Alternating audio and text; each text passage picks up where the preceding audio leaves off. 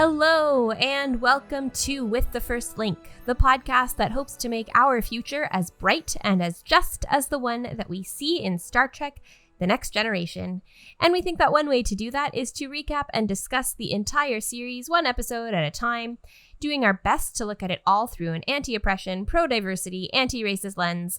I'm Ruthie Kauper-Samoshi. And I'm Matthew Simone, and today we'll be talking about pen pals. This episode was written by Melinda M. Snodgrass and Hannah Louise Shearer, and directed by Winwich Colby. It first aired on April 29th, 1989. For today's check-in, let's talk about the Prime Directive a little bit. Is it annoying? Is it good? Does it just tie our hands? Does it stop us from doing good? Is it unnecessarily restrictive? What do you think? So many questions that I was hoping you would answer today, Matthew. Oh, I see. No, I see. No. I mean, I'd be happy to talk about it as well, but yeah. I figured we both chat. We'll both chat. Yeah. I think the Prime Directive is something that I 100% understand, but I can't wrap my head around whether I agree with it or not. I think its existence is just very important in terms of the audience that would be watching this show. Primarily because I think, probably not anymore, but at this time, I think it's fair to say that the Federation really is a stand-in for America. Sure. Because if you think about it, it's such an anti-philosophy or an antithesis to manifest destiny. Right. We have the right to go and just do whatever, because whatever we do is always going to be righteous. Yes. So at least there is this check on power. In that way, I would say, I don't know if it's fair to say that it's an anti-colonial ideology in that sense, because we still have a lot of vestiges of colonial type influence and decision making happening in the Federation. But I think in this sense, it's at least we're asking this question: should we even be involved at all? I think that is an important thing to ask. At least we're questioning, how do we deploy or use power? Right. The Prime Directive is helpful in the stories that Star Trek tells because it forces us to question what sort of interference is actually helpful and what sort of interference is just the way I do things is the right way. So I'm going to make sure everyone else does things my way. So I think it's helpful as a storytelling piece. Totally. And I think for real life, where something like this is helpful, is that it helps people to acknowledge where they have power at all. Yes. Because I think often where we see power imbalance, especially around like on an individual level around things like consent, or on national level of analysis on things like colonialistic expansion and imperialism, we'll say like, are we even acknowledging that we have a power imbalance, or that there is a power dynamic that exists between me and another person, or me and another country, or me and another, I don't know, company or something? And often we don't want to do that. I wonder if some ways the Prime Directive is like an acknowledgement of privilege. So then where do we see problems with the Prime Directive? When does it not work? When is it not the right thing? I mean, obviously in this episode we'll get into that, but what's the downside? Yeah, I think that like where I would question it more is when we have an incident where, well, it's kind of like this. We're like, because it's the natural course of development or evolution in, say, I give an example, for an entire species to be wiped out, or for a planet to like explode. If we can go in and intervene, should we or shouldn't we? And what does that mean for us? And those are places I think I would struggle a lot more. Yeah. You know, and he brings up, there's several examples that are brought up in that sort of roundtable conversation that they have in the captain's quarters, where they say, oh, we definitely should intervene in this situation. And then he's like, but what about in a war? Do we really want the Federation to be, say, dragged into a civil conflict? Do we really want to? And it does get messy. And I'm glad that they bring up those other scenarios, because it's not as if sometimes you can go in, do one thing, and then leave. It might mean that you become entrenched because the problems are not necessarily easily resolved. We want them to be. We want to think that power can do that.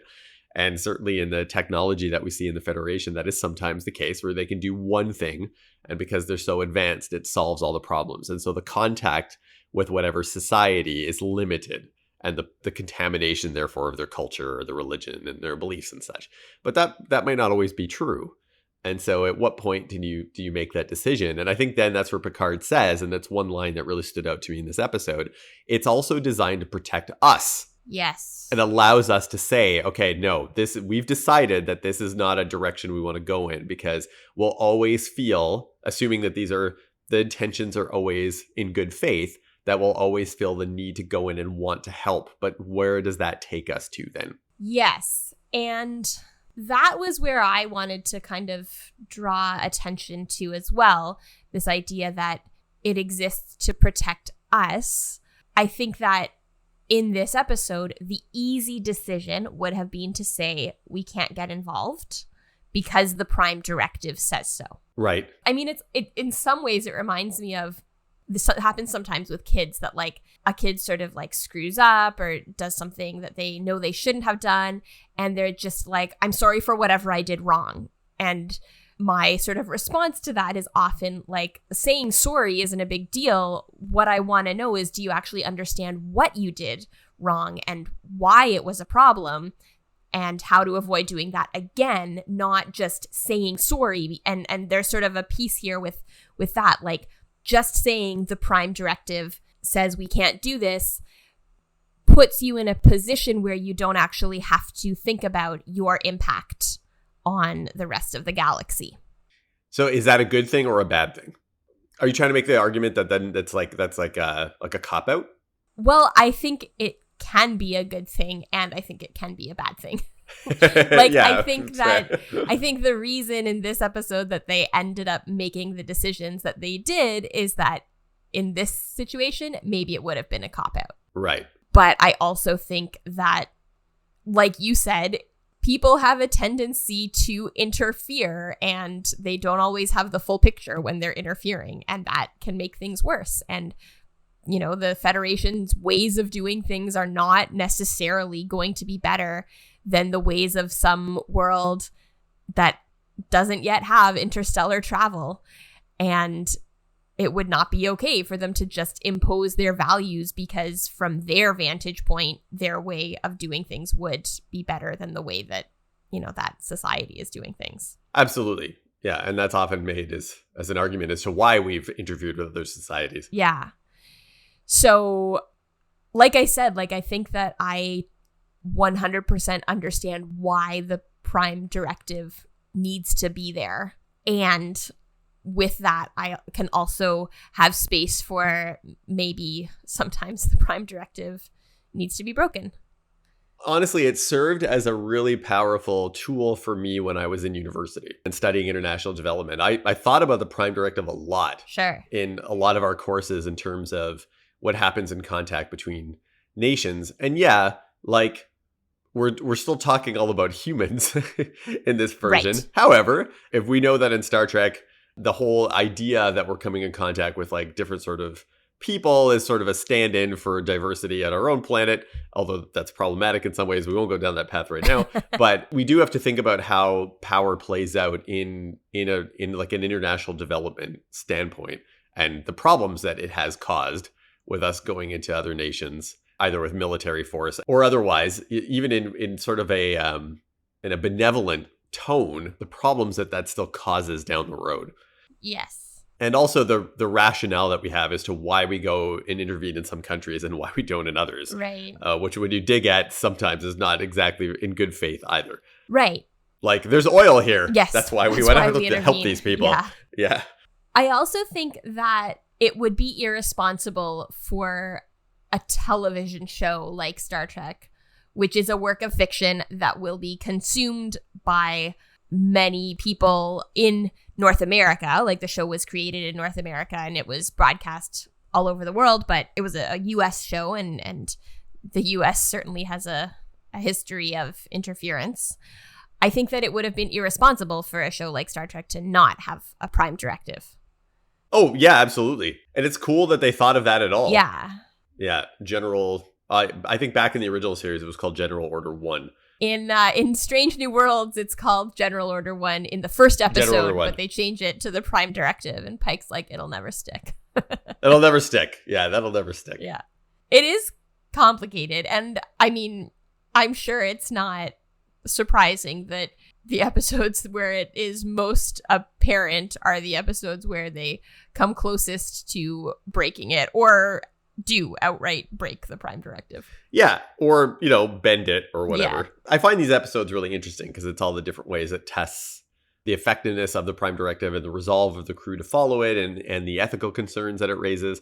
And this episode does a fairly good job. There are some places where I felt like they had to make characters say and do things that I didn't think they would normally say or do in order to flesh out the conversation that they wanted to have. Okay. And so I get that the writers were like, hey, let's have a Prime Directive episode. But in doing so, they needed to kind of twist some of the characters and dialogue to make the plot work. But we can get into that. Yeah. Well, let's get into it. Let's get into the episode. All right, let's do it. What happens in this episode, Matthew? Well, in this episode, Data breaks the Prime Directive by conversing with an alien child whose planet is in trouble. Meanwhile, Wesley commands his first team. Yes, another classic A-plot, B-plot episode. Like, I know which one is intended to be the A plot and which is intended to be the B plot, but they both take up almost as much time. Yeah, they're both pretty prominent. In this episode. They're both pretty prominent in this one, which is fine. Yeah. Sometimes I lose where the B plot parts go to which episode. Yeah, me too. And so I remembered that at one point Wesley got command of a team, but I couldn't remember which episode it was in. I thought to myself, it's probably in one of these episodes that I pass over because I never see it. Yeah. And it was this one. Yeah. It's one of these episodes that, again, I pass over often in the second season, but ended up being better than I remembered it being, which seems to be a theme now when I've revisited these episodes with you. Yeah, season 2 has some good ones. I thought the last one, Icarus Factor, was good. This one I like. Next episode, buckle oh my goodness, up. Yeah. Buckle up. Yeah, it also has some rough ones, which we will also get to fairly soon. Yes. So we start with the Enterprise being the first vessel with people on it to enter the Selkundi Drama sector. They have sent some probes, which have shown that there is some unusual geological activity on all of the planets in this system. But these are the Enterprise are the first people who are checking it out. And as they approach, Data says that within the last 150 years, the fifth planet in this system shattered and formed an asteroid belt. That's intense. Yeah. Worf wonders if it could have been an unknown intelligence because he's Worf. Yeah. So if a planet blows up, he's like, it must be an enemy. But Riker assures them that no, this seems to be a geological feature of these planets, that they live fast and die hard. So these planets blow up on their own. Yeah. And we've seen like the deterioration of these worlds just even after like a century, which in a planet time is like nothing. Yeah. But we want to figure out why, and we don't know why. So these planets are breaking up. So that's the main premise of our episode. And now we're going to go to the corridor for the metaphor part of our episode. A lot of this episode, it takes place in corridors. Yes. I noticed. Yes. There's like more corridor time in this episode than like any other episode, which is cool. I like walking around the Enterprise. It's cool. Yeah. Matthew, I have a question for you. Okay. What is it with captains of ships called Enterprise and horses? Yeah, I don't know where that comes from. I think, my memory on this might be shoddy. Okay. But with Picard, they introduced the horse concept with his character during the series. Yes. But if I recall, Captain Kirk, who also has an affinity for horses, they didn't introduce that until like the movies.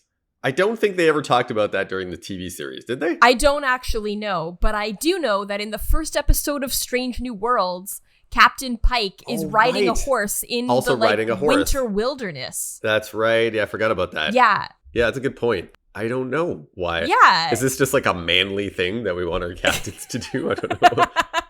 Interestingly, I think William Shatner actually rode horses, but Patrick Stewart didn't. That's true. So he wasn't as comfortable with horses. I think he had like a stunt double for this one, and yeah.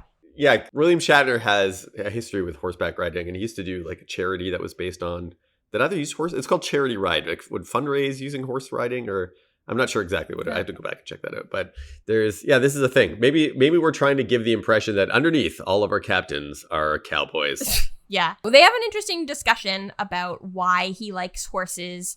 Picard says that there is a bond which is created by mutual need. But Troy has a very different feeling about animals. And she says that actually Betazoids become too involved with the thoughts and the shifting passions. So, and they get too swept up in a way that I guess doesn't happen with humans, with people, and that maybe they're able to control that more with people than they are with non-person animals. Yeah, and then Picard says, "I'm surprised you don't get swept up in the passions of this animal," which I think he's referring to himself.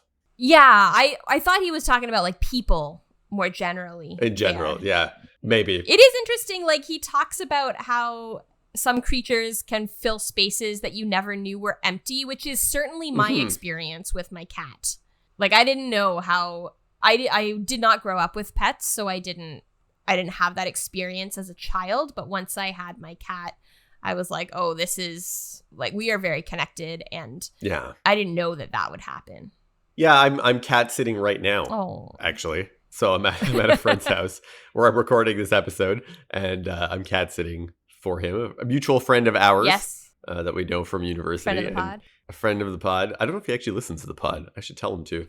But friend of the podcasters, at least, anyway. Yes. But yeah, it's I love little creatures, and so Ari, the cat, and I have been bonding. Very nice. And so I've appreciated that time. But I think he's very right that they do fill this space in our hearts. They do. But just as Picard is about to climb on that horse, long-range sensors are showing that this planet is clearly covered with lava and magma, and Riker calls Picard and is like, "You're probably going to want to check this out." And Picard's kind of like this eye-rolling moment where he's like, literally just about to get on this thing.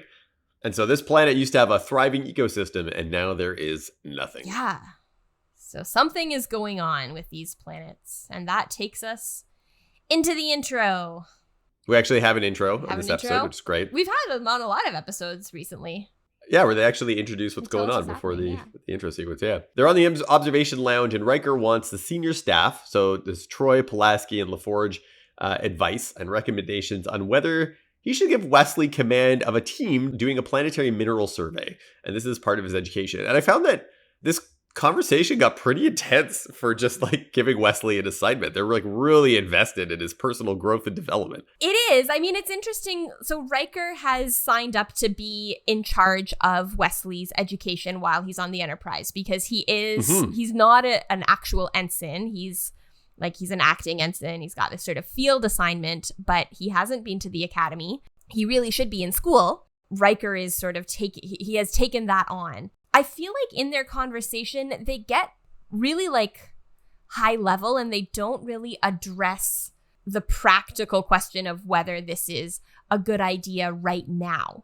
They sort of talk about how eventually he will have to understand command, but they don't actually talk about why now it's important for him to command his own team. Yeah, they also get into whether or not this is helping him in his command or helping him in his growth into adulthood. Right. And they kind of fall on that it's a little bit of both, but that how Troy says at one point you can't actually guide someone into adulthood because everyone's experiences in that process are unique. So we can only sort of give skills and experience that might help in a sense. Right. But I get what you're saying, that they do sort of get really intense about this. And it's like, okay, that's true what Troy is saying, but like, how does that connect to this particular situation? I guess it would also depend on what the consequences of failure are. And in this case, it's not like he's leading an away team down to the surface where they're in mortal danger. Right.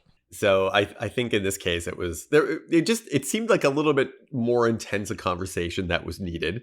But I enjoy this stuff because when we had Wesley on the ship, we would have these sort of conversations around like growth and human development. Yeah. And I think mainly on afterwards that centers primarily around data. But when we have Wesley around, we get to have these kinds of talks, and that's cool. Yeah, and I think that in this scene, I don't agree with a lot of what Riker says, because Riker is very much focusing, like what he comes down on is sooner or later he'll have to feel the burden of command. And I don't think the argument that a kid is going to have to face something at some point in their life, I don't think that's a good reason to make them face it now.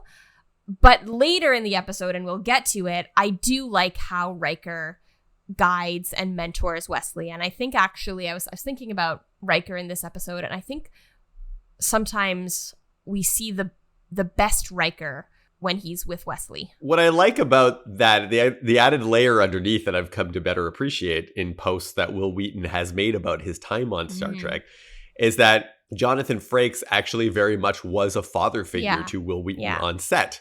So it's knowing that adds another like kind of warm, fuzzy layer to these conversations and moments between the two of them. Yeah. They call Wesley into the observation lounge. He enters and he's like, he looks really nervous because everyone's just staring at him. But then he smiles when Riker says that he's going to be in charge of the planetary mineral surveys. And he says, you're going to have to assemble a team and look at all the records. Riker calls this a quadrant, but I think he means a sector, not a quadrant, right? Yeah. Yeah, I think we use these more interchangeably until Voyager shows up. Right. And then we or even Deep Space Nine. Or Deep Space Nine, when we have to like identify different parts of the entire galaxy. Yeah. But Picard says this is a serious responsibility, and the people here are here to assist you and support you, not to judge you. So Picard is being really clear here, I think, that he's like, yes, you have command, but that doesn't mean you're not going to need help. And I actually respect and appreciate an officer who can admit that they don't know something and who will ask for help when they need it. Yeah, and that it's not a test. You know, I think that point on judgment is what he's trying to say. It's like to clarify, this is not an evaluation. We're trying to help you grow. Yeah, this is a learning opportunity, not a test of whether you're good enough to lead a team. Yes. So now we go back to the bridge, and Data is sitting at the science station, and he's got all this stuff on the floor, which I thought was also unusual for Data, because he's making a real mess. He's making a real mess. He's usually pretty organized, but he's doing these enhancements to the sensors, and he's helping them to scan outside of their normal range. But all the things that he mentions that the sensors would be able to scan, they definitely already scanned for. So I'm like, I think this is just, we have to be able to detect something that we didn't detect earlier in the story. Yeah. And so that's why we're doing this part. But he tells Worf that it's a personal project. Yeah, and Worf asks if this project would help the scanners pick up artificial transmissions in addition to various natural phenomena. And he says, yes, it would. And Worf is like, good, which I wonder, like, is that because Worf still thinks that something evil is lurking out there eating planets? Yeah, possibly. I hadn't thought of that, but that's probably true. Yeah, so then Worf trips over his equipment. Yeah, he's not happy about that.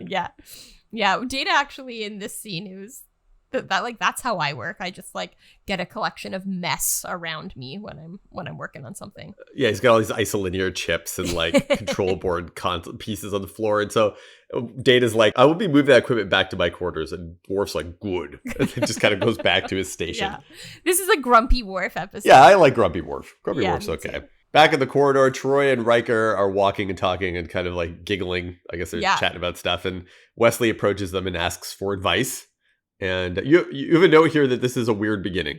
It is, because he's like, can I walk with you? And they're like, yes. And he's like, I need some advice. And Riker's like, well, it's free. And Wesley's like, walking or advice? And Riker's like, both. Like, it's both. Just this, it's a very funny back and forth where like, I don't really know what the intention was there. But basically, Wesley has picked his team members, and Troy's like, okay, but you're worried because they're all older than you are. And he's like, yeah, how do I command with that? How do I settle personality conflicts? Yeah, it's probably intimidating. Yeah, it is. Yeah. Riker says that Wesley's in charge. It doesn't matter about the personality conflicts. You're the one in charge. You're the authority. So just go and settle them and get the work done. Yeah, you settle it. And there's a little point where Wesley's like, so I also have to be like a ship's counselor? And Troy's like, yep. Yeah, that's what command is like. Yeah, absolutely. Yeah. So he walks into this lab. This is like another one of these cool things, because I will also say that in early Star Trek, TNG, at least the first 2 seasons, we tend to see more episodes or parts of the ship we still haven't seen yet. This is probably rooms that are redecorated in the sets, but all of a sudden we have the different room, different angle to the corridor. Like, it's still making the ship look big. And I think that's cool. Yeah, like we're seeing these other areas of the ship, and makes it feel lived in and stuff. And so we find Ensign Davies, who's doing experiments on this rock.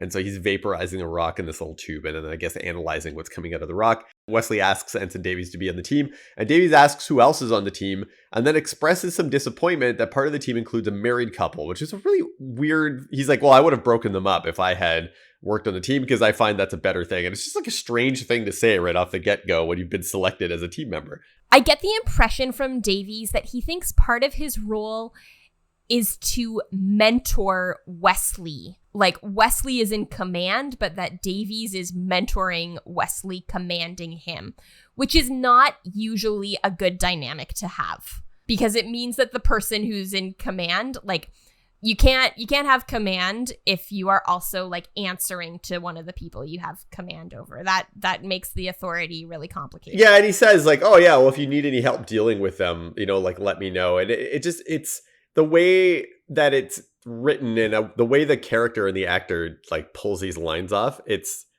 It's really well done in order to kind of subvert Wesley's authority and to make him seem insincere in his help. Like he doesn't maybe really trust Wesley's abilities. And you can see that like Wesley looks shaken by it right away. Like right away, someone's already pushing against my authority and seems to be questioning my judgment. Wesley is very young. Like he is a teenager. Yeah. That also makes it really hard. And I can understand, like, I don't agree with this, kind of like the Prime Directive, but like I don't agree, but I can understand why Davies behaves the way he does. Like, it makes sense. That is a reaction that a lot of people would have when they have a much younger person put in charge of them, who they're reporting to, that he's not taking Wesley seriously. And I think a lot of adults are like that. Absolutely. Yeah. We're back in Data's quarters, and Data is finding low-level RF waves in a pattern that is not naturally occurring. And we kind of hinted at this earlier when he was talking with Worf, that we might be picking up new artificial signals. Data has to like kind of cut through the noise. It reminded me of looking at waveforms when we edit the podcast. It is. Although what's funny to me is that the computer's like, the signal's weak, and Data's like, okay, boost it. Like... Yeah, enhance. It's not that easy. Like, oh, the signal's fuzzy. Okay, enhance it. Like, enhance it, yeah. If only it were that easy. It's like when they blow up photos on like CSI and stuff, and they're like, enhance. Like blow it up over, make it sharper. So you can see the waveform change. And then he asks for the universal translator to key into the signal. And the computer's like, well, the signal's too weak to do that. I don't know if at some point it finally does click in, because when the voice comes through, it's in English. It's like, is anybody out there? It is. Yeah, no, like, he has to boost it. The computer's like, the signal's too weak. He's like, then boost it. Boost it. Apparently the UT's working, or they're speaking English, but he hears this young voice come through and it asks, is anybody out there? And Data responds immediately without thinking. He's like, yes. Yeah, and I think this is the only point at which Data could have followed the Prime Directive. He could have followed it here and not answered. But once he answered, I think they were sort of locked in to the course of action that they took. Maybe similarly, but what I thought of was this was the most realistic point in the storyline where Data could have broken the Prime Directive. Yeah. But as we find out later, this is not a singular moment that he's like, wow, I made contact. I should probably report this. But he doesn't. But we'll get to that later. I do sort of want to get into this maybe now, if that's okay. Yeah. So this episode was written by Melinda M. Snodgrass, who also wrote Measure of a Man. Yes. I found, this is just on like Memory Alpha, so take it as you see fit. Okay. This episode was assigned to Melinda M. Snodgrass. The premise was basically that the crew has to break the Prime Directive because someone has made contact with a child whose planet is falling apart. Right. But it was Snodgrass's idea to have the initial crew member who makes contact be Data. So let me just read what it says here. This is directly from Memory Alpha. It says, the teleplay was then assigned to Melinda Snodgrass. During story meetings, the writers considered various characters who could interact with the child. Snodgrass succeeded in convincing the other staffers that Data was the best fit for the tale. She later explained, you can picture Data becoming entranced in answering the question, is there anyone out there? First, he's an android, and if you ask him a question, you're going to get an answer. Secondly, the whole thing is so charmingly intriguing to him that he would do it. You never could picture any of the other characters doing that, but Data can make the mistake, and I don't mean that in a pejorative sense, and step out of his careful Starfleet training because he's really just growing up. He's more of a child than Wesley. So I just wanted to bring that up and sort of get your thoughts on it and maybe say some of my own thoughts. Yeah, no, I totally agree with that. That's why I thought like the original, like the initial contact that they make makes sense. But what we find out later is that Data continues to be in contact with this individual on the planet for weeks before reporting it to Captain Picard. And that's the part that I totally was like, no way. There's no way that would happen. Buy that. Yeah. And so, and it's also like, it's an element of it that also didn't need to be there. Like he could have even had just one conversation with her and it still raises the question around the Prime Directive. Yeah. I think that's to give the impression that they have formed this relationship over time. As we'll see later on, her role in the episode is already still so short by the end when they finally bring her on board the ship that it was like a plot element that just didn't make sense and need to be there. That's what the part that I didn't get. I'm like, there's no way that I would buy that Data would maintain like a secret contact relationship with this being on another world and not tell anyone about it for 2 months or 3 months. The 6 to 8 weeks thing was a lot for me to take. There were other things also on like IMDb and Memory Alpha where certain writers and I think the director as well all thought that they should have done more with the relationship between Data and this being. And I don't know that necessarily, like, I think, like you said, the question of the Prime Directive, they don't need to have that relationship for it to come up. When you hear a kid saying, like, please help me, you don't have to have a relationship to that kid to think like, oh, I better help this kid. One of the struggles of fitting so much story in like a 45-minute episode that needs to be its own condensed like beginning and end is that you probably get stuck between wanting to have like a personal story growth thing for Data, also Wesley, and then also have this Prime Directive conversation all in one episode. Like maybe we didn't need Wesley's side story in this one, and we could have just fleshed out the relationship between Data and Sarjenka, as we come to know that her name is. And maybe, although I think that it could have been done without having it be 6 weeks and just have it be like Data has had this conversation and now we're involved. Because one thing that I actually found really interesting is that there are ways in which Wesley's struggles with command are then sort of mirrored with these much bigger struggles that Picard has with command. Oh, okay. Yeah, I hadn't thought of that, but yeah. I do think, though, aside from the 6 weeks piece, I do think that Data is very well written in this episode. Definitely. And I think that having a parallel between him and a child in this episode makes a lot of sense. And because he does have a childlike quality about him. He does. Yeah. Okay, so now let's go back to the corridor where Wesley is pacing outside of his lab. More corridor time. Yeah, so he's sort of walking back and forth. He's very determinedly not entering the lab where his teen is. Yeah. And Pulaski walks by and she notices him and sees that something is up. So she goes up to him and she says, "What's wrong?" And he's nervous and Pulaski says, "You have nothing to prove. You already have been given the authority. So it's up to you to hang on to it.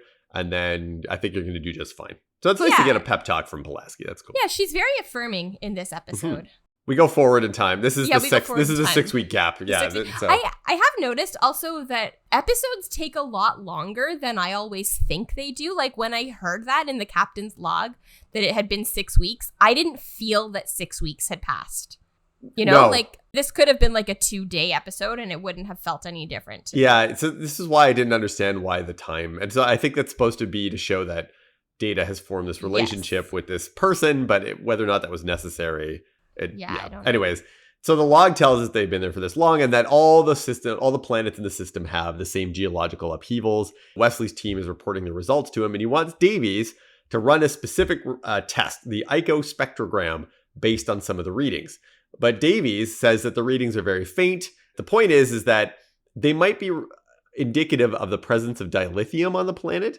Right. But Davies is like, no, it's a fool's echo, he calls it. It's probably just like wasting time. And Hildebrandt, one of the others, tries to also convince Wesley that it's not worth like putting in the time. And so Wesley kind of capitulates and he's like, I want to be thorough. And he's like, I don't want to do a half job. Yeah. But Davies says, well, there's being thorough and then there's just wasting time. And it's also the mark of a good officer to know the difference. So in other words, you're not a good officer unless you just listen to what I want to do. Yeah. Wesley's like, okay. And he kind of looks defeated and just leaves. Yeah. And I think this is definitely an instance of Davies thinking that his job is to mentor. Like, I think that actually what Riker has done with giving Wesley real responsibility, but also the safety of, as we'll see later, Wesley can talk to Riker and the other officers and ask for help. I think that that's actually a very effective way of teaching responsibility, because you can't learn responsibility if you don't have it. What Davies is doing is basically taking all of that responsibility away from Wesley. That he's saying, you don't have to make any decisions because I'll tell you what the right ones are. And then therefore who's actually in command. Yes. We're back on the bridge at the science station, and Data asks the computer for information about Drema 4. So that's a planet we're interested in right now. And then based on what he sees, because you can tell by his eyes, he's like reading really fast. Yeah. He decides to leave and talk to Picard. He asks where Picard is, and the computer says that he's on the holodeck, so we know that he's probably riding horses. Data gets up very dramatically and leaves the bridge. Data tells Picard basically everything that's been happening, that he got this question, he found this transmission, is anybody out there? And he answered it. Picard is like, okay, but I'm guessing it didn't end there. And Data says that no, it didn't. And he often speaks to this kid, this young female humanoid. Picard says, okay, so I'm guessing her society is aware of interstellar life. And Data says, nope, they are not. And Picard says, oops. Oops. Yeah.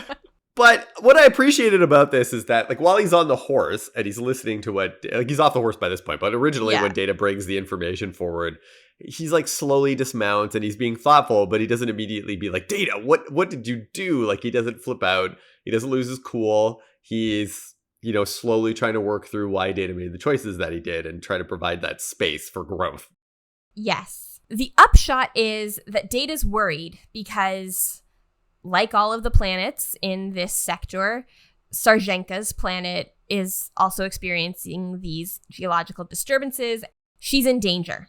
He sort of hoped Picard would be able to help him come up with some course of action that wouldn't necessarily violate the Prime Directive. Even though they kind of already have. Yes. Yes. Data has contacted this, someone from a society that does not have knowledge of interstellar travel. They haven't, I suppose one could argue they haven't yet interfered, but that's basically the only thing. Either they do nothing or they interfere. So Data's like, maybe there's a third option. Yeah, and Sarjenka, the person that we learned is their name, she doesn't know where Data is or what Data is at this point, because Picard has been like, well, have you told her where you're even transmitting from? And Data says that he kept that intentionally vague.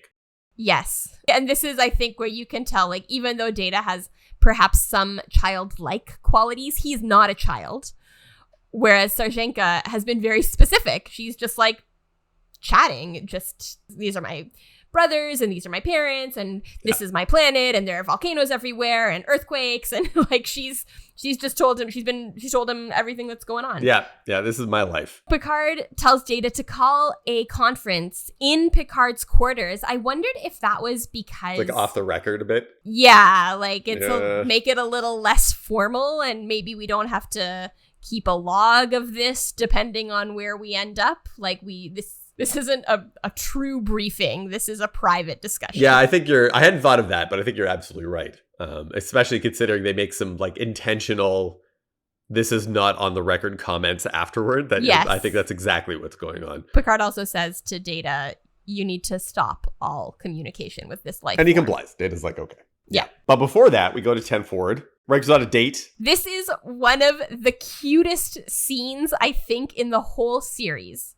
Yes. Riker goes to get another drink. Wesley enters and just points to the side, and Riker brings his drink back to his date, says family emergency, and goes to talk to Wesley. Yeah, I was watching it, and at first I was like, did he say that this was a family situation, a family emergency? So I went back and I watched the closed captions, and I'm like, yes, that is very nice. That is very nice. Yeah. I love it. I cannot, I know some people who don't really like Riker. Oh, and really? I think it has to do with his interactions with women. Not that he's inappropriate necessarily, but that he's, I don't know.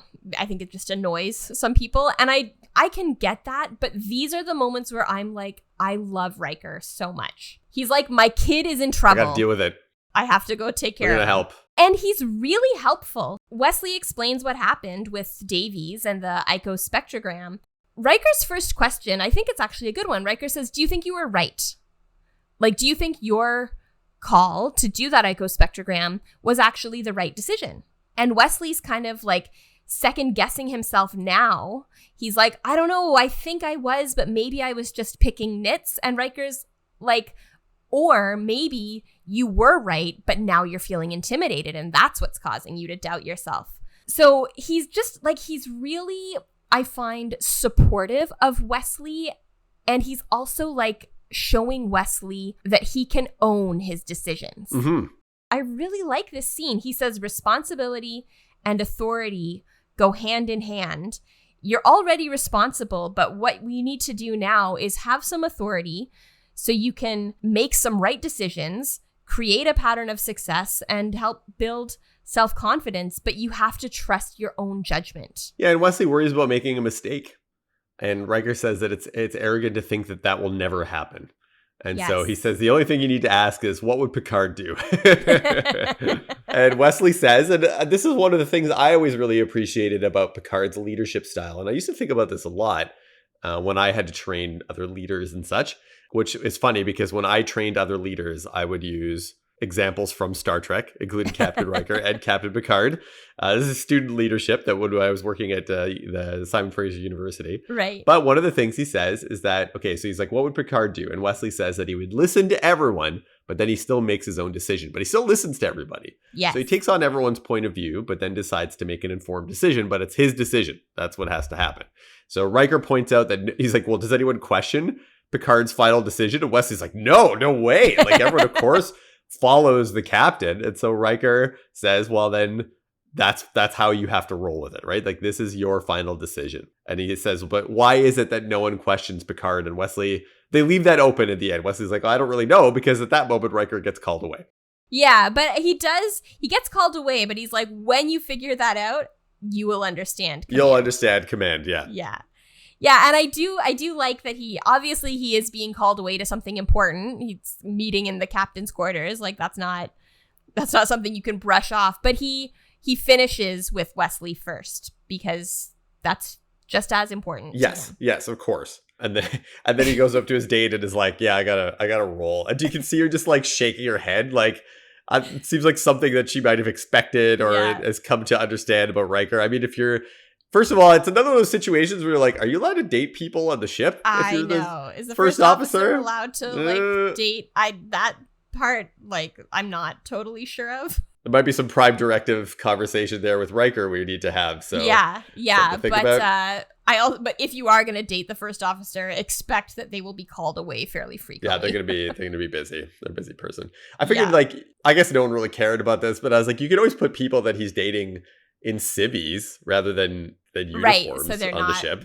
He's dating not like, crew. Yeah. Anyways, that's okay. Yeah. So then we go to the lab, and I did not find this scene to be the most realistic. I think they needed to end this storyline. It needed to be fast because Wesley's like, I want that icogram, and Davey's like, you got it. You got it. He's like, yeah, for sure. The one way that I find this realistic is that if you are right that Davey was trying to be a mentor to Wesley, maybe he was just waiting for Wesley to have that, like, take on that authoritative role. And he was like, okay, I can let go of the reins then. Like this kid's got it. Things are fine. And he's just going to like roll with it. He is a Starfleet officer. So he takes orders, and Wesley is in command of the team. So he needs to follow Wesley's orders, and he does Wesley's orders. So yeah. Now we're in Picard's quarters, and we had that conversation that, as you suggested, is probably off the record. And so we have Pulaski, LaForge. I don't know if we've seen LaForge this whole episode so far. Troy, Riker, and Worf have been brought up to speed on what's going on with Data. And Picard says that this is a meeting to discuss options, not to talk about how they got into it. So they're not going to question Data's decisions right now. They're just trying to figure out what do we do about the situation. He's like, this isn't a meeting about how wrong Data was. Yeah.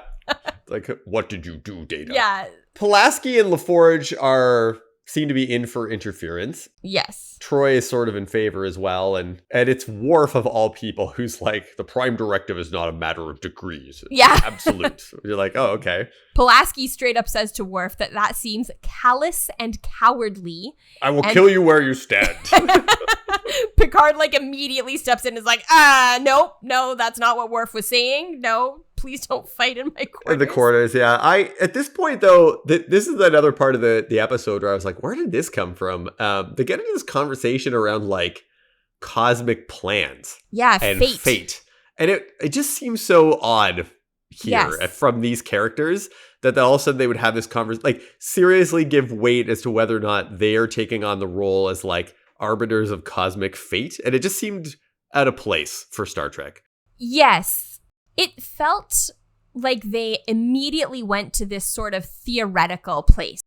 It's actually Data who brings it back out of that space. And he's like, the Draymans are not a subject for philosophical debate because they're not talking about the people on this planet. They're talking about how can we say what's free will and what's part of the cosmic plan? And if there is a cosmic plan, are we not part of it because we're here? So maybe we were fated to interfere. And Data's like, okay, but we're actually talking about real people. And yes, we are talking about that real people because Data has made the choices that he's made. But yes, that's where we're at now. And everyone's feeling, I think, more swayed than to do something. But this is when Picard's like, okay, and this is where Picard, I think, really shows his strength as a leader in terms of like kind of cooling down conversations. He's like, okay, but what if it were an epidemic?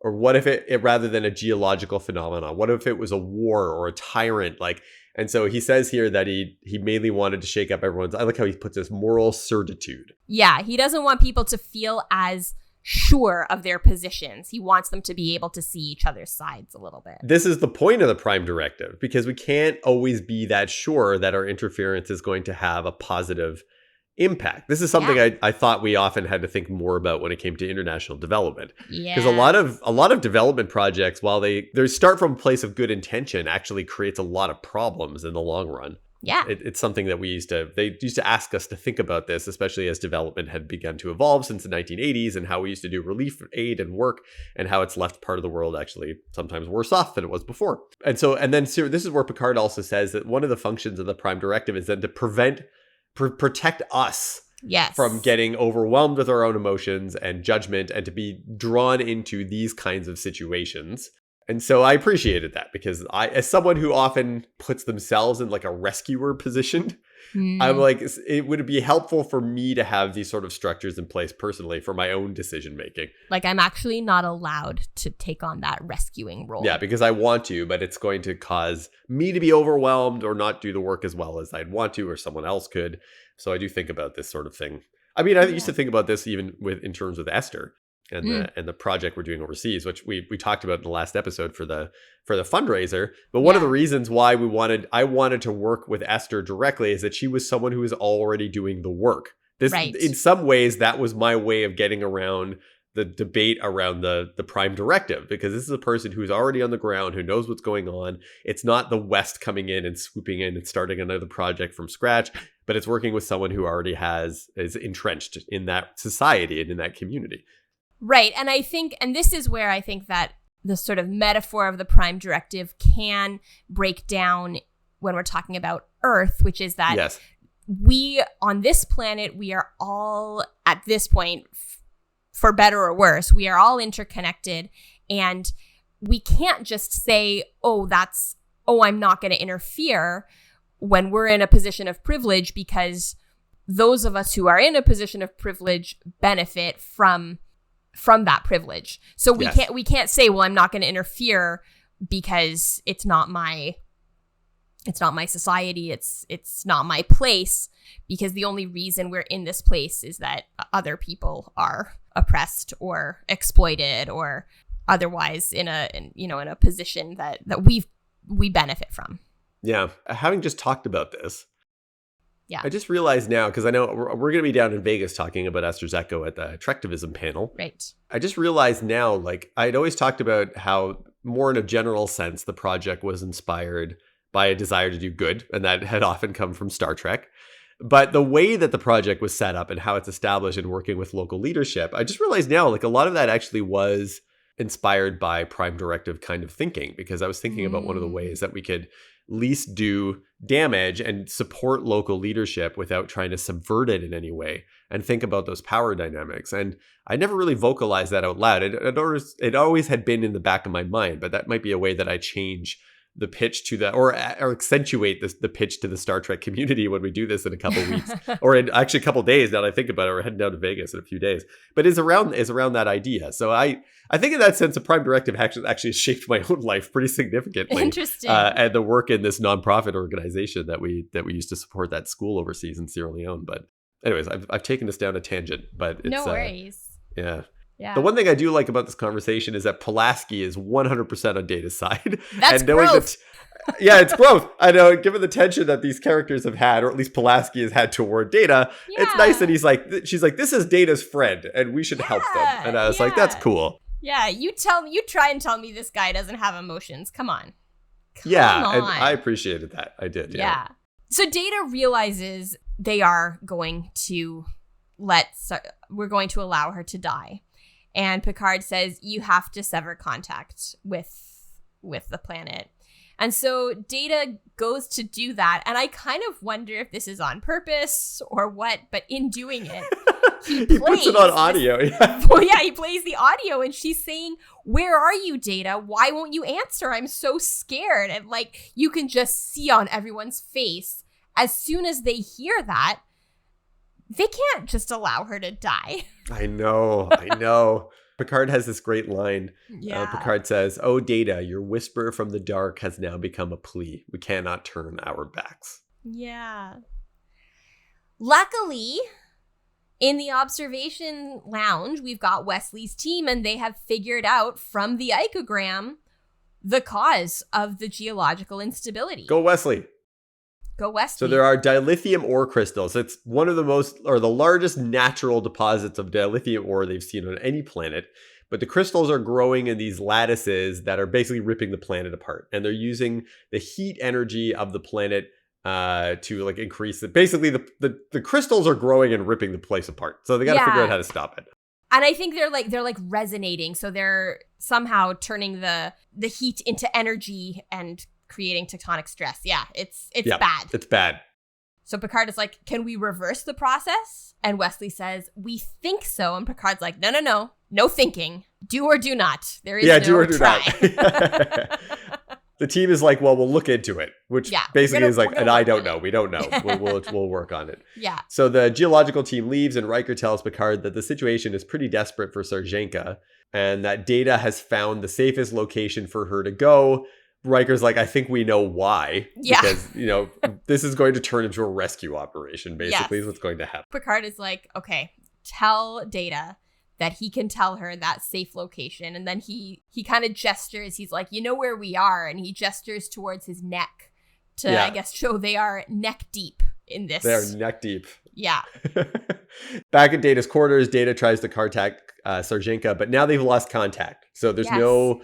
I guess because of disturbances in the atmosphere and caused by all the volcanic activity that we can't transmit to the surface anymore. Yes, so he can't tell her the safe location. We can't. And so Worf and Hildebrandt explain that they'll modify the probes to become resonators and put them in torpedo cases and then send them underground where they can emit harmonic vibrations that shatter the lattices. So this is their way of saving the planet. Riker was with them. They're in the ready room. So Riker is going to leave with them, but then Data comes in and he's like, oh, I better stick around for this.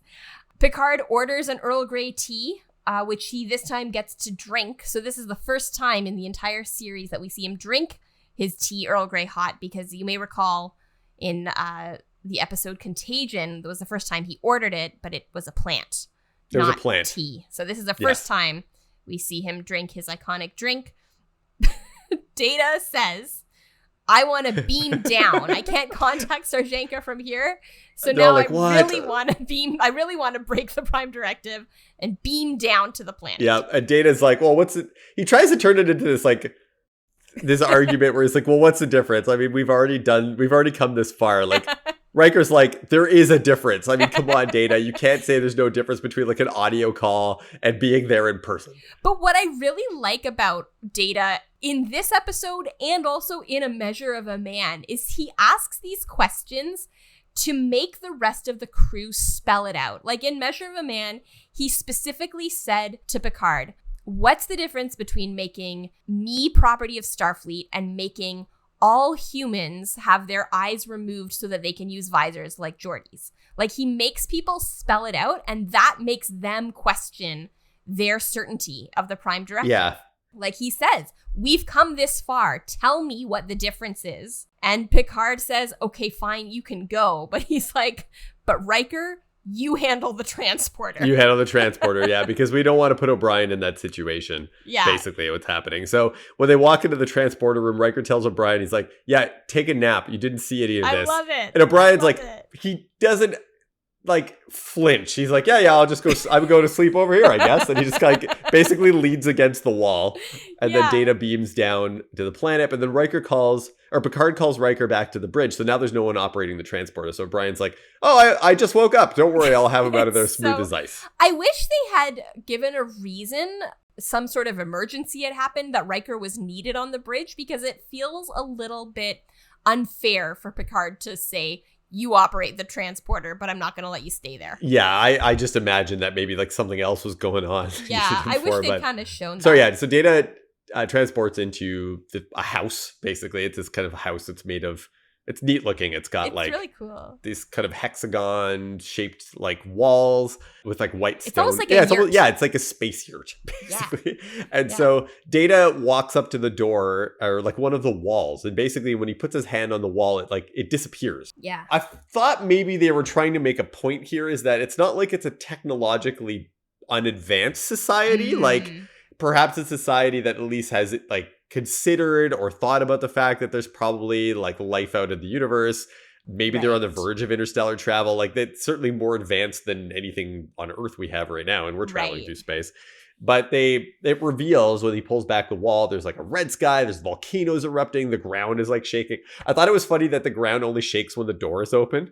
Yeah, I thought that was funny too. Like, this is a very protective door. It's like I thought there's a little bit of like pathetic fallacy there, where like only if the door opens is there going to be shaking. Yeah, only if you know it. Yeah. But then he closes the door. But then a young girl enters, is obviously in such a rush that she doesn't even know Data's there. Yeah. Goes to grab something, but then she turns around and Data's there and is like, "Hey, like Sarjenka," and then she goes to run away, and he's like, "No, it's me, Data." And so she stops and is very relieved that he's there. I really like Sarjenka. I think she's so sweet. She's so relieved that he's there. She's like, "Where have you been? I was so worried." And he's like, I cannot explain. Interestingly, her family already left this location. Maybe they also figured out this. I also thought was interesting, like this idea that Data had to tell them the safest location to go. It kind of sounds to me like they were able to do that on their own. She only came back, and this, I think, must be terrifying for her family. She came back, didn't tell them where she was going because she wanted to get her transmitter, because she didn't want Data to reach out and find silence. Yeah, we're already starting to see now an effect of the break-in that Prime Directive. Yes. She basically endangered herself in order to be in contact with Data. So that is a thing. Yeah. Data is like, okay, well, you can't survive here, so we gotta go. He contacts O'Brien and is like, yeah, 2 to beam up. And O'Brien does it, of course. They materialize, and O'Brien's like, okay, there's gonna be hell to pay. He brings her out, and he's like, first of all, Data's like, where's Commander Riker? And O'Brien's like, well, he's on the bridge. And so he brings Sarjenka out into the hallway, and O'Brien's like, are you going to bring her with you? And and she's like, don't leave me. Don't leave me here. Yeah, it's probably overwhelming to be on a starship, like completely what's going on. And so Data's like, well, I can't leave her. He's like, it's quite impossible to O'Brien, and just takes her down the corridor. I just love the way Data does all of these things. He's not like, oh, I wish I could leave her, but I can't. He's like, no, of course I'm going to take her to the bridge. Yeah. Like, it's normal to take a child from a planet that has no contact with Starfleet to the bridge of Starfleet's flagship, for crying out loud. Like, so between this example and, having been in contact with her for weeks beforehand, and then as you said, which I had not considered, is that maybe he had intentionally turned on the audio before disconnecting. I think maybe Data's a little bit manipulative in this episode. I don't know. Well, I think it's like, is he manipulative, or is he just so matter of fact that it's impossible to argue with him? Because so much of to follow the Prime Directive, everyone has to buy in, and he's just kind of innocently not buying in. Yeah, I think that's right. And again, he's trying to challenge them on their own thoughts and beliefs and everything else. And he's although Data, when I think about it now, Data's responsible for a number of pretty big Prime Directive violations. But we'll get into those later. We will. So, of course, Data shows up on the bridge. Picard does his best to hold it together, but he's like, he's brought a child to the ship. And my bridge. And it was another one of those moments where I was like, this didn't really need to be in the script. Like, Picard has been helpful this whole time. And the one thing that he flips out over is to have like a child on the bridge. And it's just one of those silly things that we're like, haven't we dropped this from his personality profile already? Because it just doesn't really fit the scene or the moment or the tone. It's in who Picard maybe was originally written to be, but it's not who he really is, I don't think. For a while, and hasn't been through this episode. So it's just like a weird moment that I didn't really need to be there. But Riker's like, I'm sure Mr. Data has a very good explanation. Yeah. And Data's like, I do. She was frightened. Yeah. You know? Picard's like, just get to work. I do understand some of Picard's frustration here, where he's like, Data, I am trying to meet you where you are at, but you are making zero effort to meet me where I am at. Yeah, if anything, like I'm walking toward you and you keep walking away. Yes, and we're dragging more and more and more farther into this situation. Troy tries to go up to Sarjenka and like take her to sickbay, but Sarjenka is like totally freaked out and just does not want to be near or touch to anyone else. I actually didn't think this was Troy. Like, I didn't think this was a great moment for Troy, where she kind of keeps going after her and she's like, oh, we'll go get a treat. It'll be fine. And she's like, just leave me alone. And like, no, I feel like this is a writing moment for the character, because like, I don't feel like Troy would, even she has her like continuing to walk forward into Sarjenka's space. And I don't think she would have done any of that because she's an empath. She can feel how Sarjenka's like terror and everything. If anything, I thought that scene would have been much better written if like Troy was like, I think Sarjenka should stay here with Data. Like that makes a lot more sense. Yes. So eventually Picard is like, okay, fine. Keep her with you, Data. Just do your work. Like, this is way more trouble than it's worth. Yeah, we need you at your station. Take your station. Worf fires these torpedoes, which are not actual. They're not behaving. They're not photon torpedoes. They're just in torpedo casings. But he fires them at the planet, and Data kind of reports on the status, and he explains to Sarjenka they are trying to quiet her planet. They're trying to get rid of the volcanoes and the quakes. Mm-hmm. And she's really excited. She's like, so my family and my brothers are going to be okay? And Data says, well, yeah, sensors indicate a planet-wide reduction in tectonic stress. It worked. And yes, Sarjenka, your family is going to be safe now. This is a funny thing with Star Trek, is that when they need to do anything on a planetary-wide scale, or like even bigger, they just shoot it with something. They have to shoot it with photon torpedoes or phasers. They're always shooting planets to make them better. I just thought that was funny. Anyways, Data says that that things are getting better. He shows her own planet on the view screen, which I thought was cool. That made me think of you. Oh, did it? Yeah, because I know how much you love seeing Earth from far away. Yeah, I thought you would, if you could be on the Enterprise, you'd be like, can you show me Earth? Totally. Yeah. It's a beautiful place we live. We got to take care of it because it takes care of us. What if just some alien ship comes by and sucks all the extra carbon out of our atmosphere because some small child was like, is anyone out there? Is anyone out there? Please help our planet. Please help our planet. We are destroying it, but can you help us? Yeah, I mean, I wouldn't mind. I think afterward we would still need to be like, okay, let's not get back to this place again. Yeah. I think we're making steps to get there. I'm just worried that they're too slow. We're working on it, yeah. We're working on it. So Picard tells Data to escort Sarjenka to sickbay and then goes to the ready room and asks Pulaski what would be involved in removing Sarjenka's memory of communicating with Data and visiting the ship. How do you feel about that, Matthew? I don't know. Yeah. But I understand why this might be... I think this was Picard's move the whole way through. This was his plan? This was his plan. Because like he doesn't... I think he's already thought of this. Obviously, it happens like immediately after they've fixed the planet.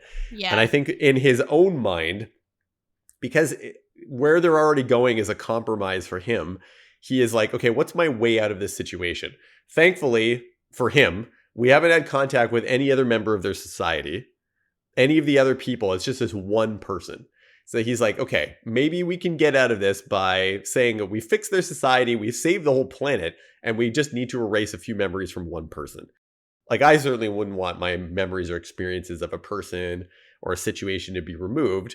But in this case, it might be very burdensome, maybe in the long run, for her to know that Data's out there, that there's this whole other society. If she tries to talk about that experience with other people, like, what is that going to do for her, for society? Would she be ostracized? Are they going to think that she's mentally unwell? Like, so it might be really hard for her to have a normal life afterwards if they don't do this. So I do understand why it happens.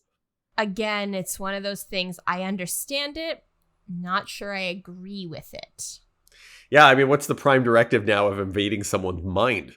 Exactly. Right. So I don't know. Yeah. And that's an okay place to be, I think, with these situations. Yeah. That's the point, is that it raises these ethical dilemmas. Yeah. But I do understand why they did it. And I think Data asks this as well, because back in sickbay, Pulaski greets Sarjenka very warmly. She's way better with her than Troy was. Oh my goodness. Yeah, which again, that doesn't make any sense. But I'm glad she is, obviously. Yeah. And she picks this interesting stone up off Pulaski's desk. What is this stone? Yeah, it hums, and Pulaski says it's an Elanan singer stone, and it sings a different song for each person. That's so cool. Yeah, I want one. Yeah, me too. I want to know what my singer stone song is. Yeah. It doesn't sing for Data because he's a machine, and Sarjenka just accepts that with no further questions. Yeah, which is unfortunate. When they had that moment there, I was like, oh, here's like a time where you could have like a thing for Data, but then they're like, no. She doesn't ask that. She's not like, well, I'll sing a song for you. Like, nothing like that. You know, like, that would have been a cool moment, but they don't do it. Pulaski says they're going to do some scans, and she puts her under anesthetic, and then they have this discussion about whether what they're doing is good. And I mean, I really like, what I love about the scene is that Pulaski says to Data, you did a good thing. You will remember her. And that's a good thing. And like we were talking about before, it really shows how Pulaski's view of Data has changed. That she knows that he's not just a machine, even though he is a machine, but she knows that in addition to being a machine, he is a person. His thoughts and experiences matter. I would also say his feelings matter. Yeah. And so Data beams back to Sarjenka's room, holding her. She's still unconscious. Yeah. Puts her in bed. This story still works for their family because they know that she ran back here. Yeah. And maybe just fell asleep. Yeah, maybe she knocked her head or something. Yeah. Knocked her head, but has the stone in her hand. And I wonder if anyone knows that he did that. In my mind, Pulaski knows, and she chose not to say anything. Cool. That's cool. Like, Data's like, okay, Picard made his compromise. Here's my compromise. Here's my little compromise from his compromise. Memory, but we're going to give her a souvenir. Yeah, and she'll think about it for the rest of her life. Yeah. Like, where did I get this from?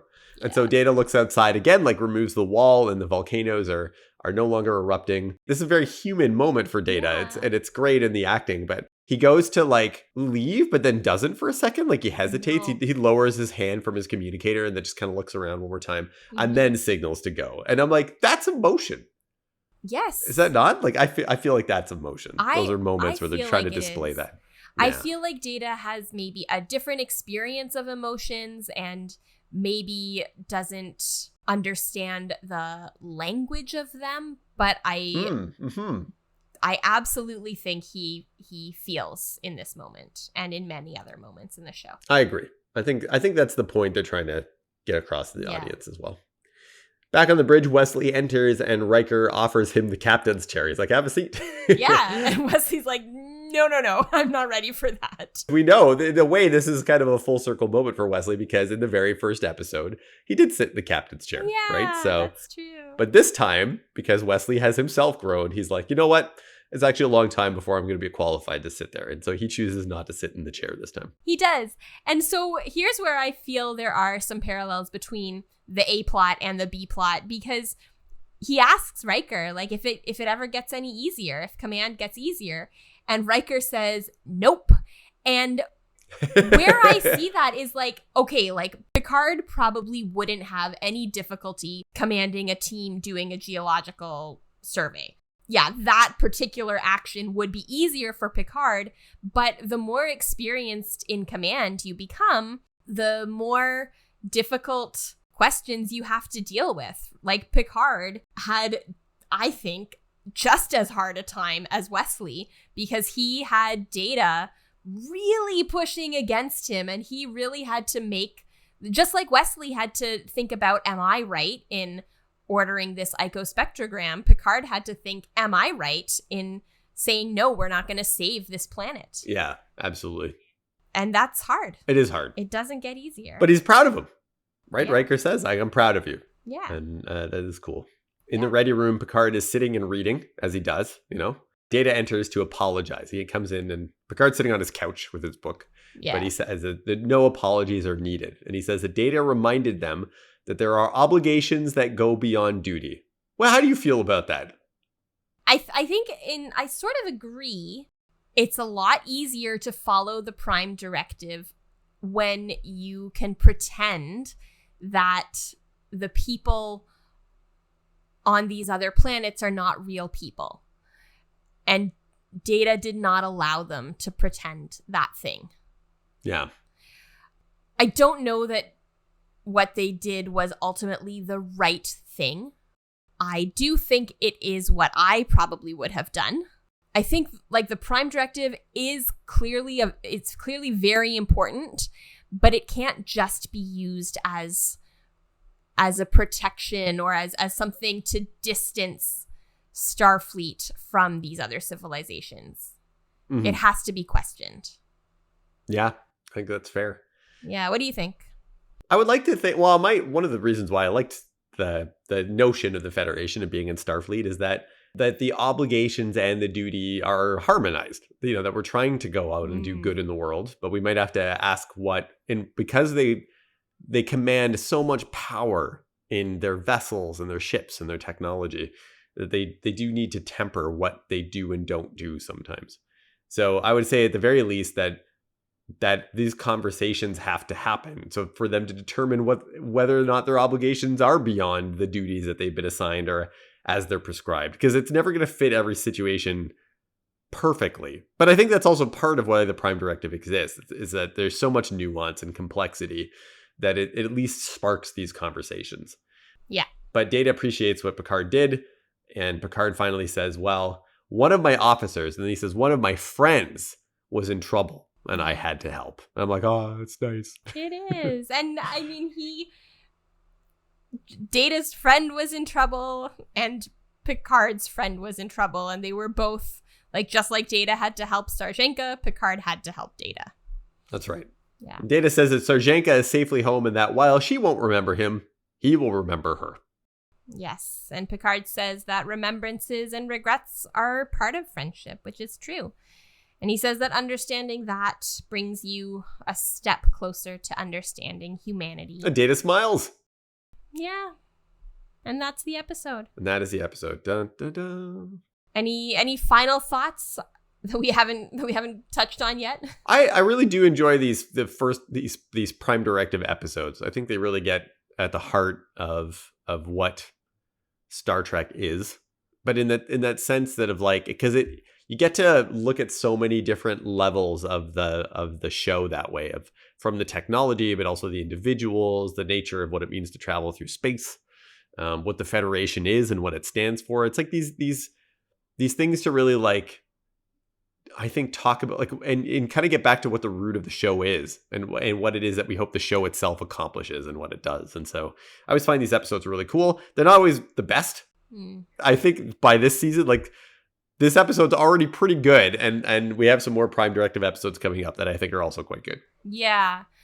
One of the things that I find interesting about this episode and similar ones in the early Treks, so in TOS and certainly TNG, I can say, because it's the one I'm the most familiar with, in some ways they kind of play it safe because the episodes are written in such a way that we're not going to have lasting impacts. It's very episodic, and the writers sort of make choices that sometimes make the decisions easier for the crew than is maybe the most realistic. Kind of like when Wesley tells Davies, I want that icospectrogram. And he's like, you got it. Like, that's not realistic.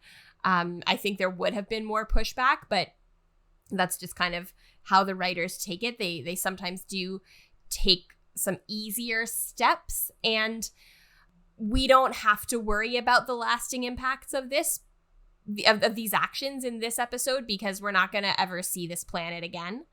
But I do think that can then allow the viewer to really think about the implications of the decisions we make as they are sort of connected to this episode. Yeah, absolutely. Because again, you're stuck in this older format of writing for TV at this point. Yeah. Like, I almost wonder what TNG would be like if it was in a streaming service now. Right. Yeah, like, it would be totally how much different. more you could do with it and everything else. Yeah. Like, I wonder if in this way it's like it's the show and what it's trying to do, like almost like trying to outgrow the format of storytelling that it's been shoehorned into for TV. Right. Yeah. But we didn't know that at the time because we didn't know what other format it could be in, because we hadn't experienced all these other ways of doing storytelling on television yet. It gives us as viewers the chance to think about this in a way that maybe if we did have to deal with the consequences, we wouldn't be able to think about it, because it's like you said earlier, we were talking about this and we kind of arrived at a place of not knowing. You said that's okay to say, I don't know. And it's okay to say, we don't actually know if this was the right decision. We're not going to see what the consequences are. So there is the possibility that it wasn't the right decision. There is the possibility that it was the right decision. And we can kind of hold both of those things in our minds. Yeah. As we move on, not in the show, but in our own lives outside of the show. We can think about the implications without having them spelled out for us. Yeah. I think that makes sense. All right, I think we've covered it all in the last That's a good one. Hour and a half. Holy moly. Yeah. Thank you so much for listening to this episode of With the First Link. If you liked what you heard, please feel free to leave us a 5-star rating and a review on Apple Podcasts or your podcast provider of choice. Our cover art was created by Nathan Nunn, and you can find more of his work at nathannunn.ca. Our theme song is An Amazing Adventure by Flame Lion Studio. You can follow us on Instagram and Twitter at FirstLinkPod, or send us an email at firstlinkpod@gmail.com to let us know what you think of the Prime Directive. I'm Ruthie. And I'm Matthew, and if you wake up one day with a singing stone beside you and all the world's problems have suddenly just vanished, maybe don't tell anyone about that stone.